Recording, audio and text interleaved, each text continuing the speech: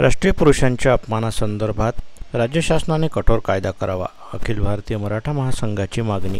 सद्यस्थितीत देशामध्ये आणि राज्यामध्ये बरेचदा अनेक राजकीय पुढारी किंवा गणमान्य व्यक्ती स्वतःच्या किंवा राजकीय स्वार्थासाठी ऐतिहासिक राष्ट्रपुरुषांबद्दल अपमानजनक वक्तव्य करत असल्याचे बरेचदा आढळून येते, ज्यामुळे सामाजिक सलोखा व राजकीय वातावरण बिघडून मोठ्या घटनांना सामोरे जावे लागते।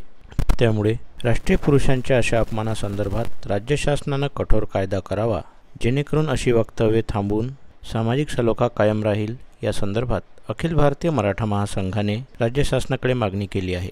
अखिल भारतीय मराठा महासंघाच्या विदर्भ पदाधिकाऱ्यांच्या आढावा बैठकीमध्ये आज आम्ही महाराष्ट्र शासनाला आवाहन करू इच्छितो की सध्या छत्रपती शिवाजी महाराज, संभाजी महाराज आणि सर्व जे काही समाजपुरुष, राष्ट्रपुरुष आहेत यांच्याविषयी वेगवेगळ्या वेळी अनेक लोक वादग्रस्त वक्तव्य करतात आणि त्यातून समाजामध्ये विसंवाद घडून राज्यामध्ये तणावाचं वातावरण तयार होत आहे। याच्यावर कायमस्वरूपी अटकाव घालण्यासाठी राज्य सरकारने एक असा कायदा तयार करावा आणि त्या कायद्याच्या अनुषंगाने महाराष्ट्रामधल्या सर्व अशा वादग्रस्त वक्तव्य करणाऱ्यांना कायमचा बंदोबस्त करण्यासाठी एक भक्कम असा कायदा करावा आणि त्यामुळं याला निश्चितपणे जरब बसेल असं आम्हाला वाटतं। म्हणून तसं आवाहन आम्ही आजच्या बैठकीमध्ये केलेलं आहे।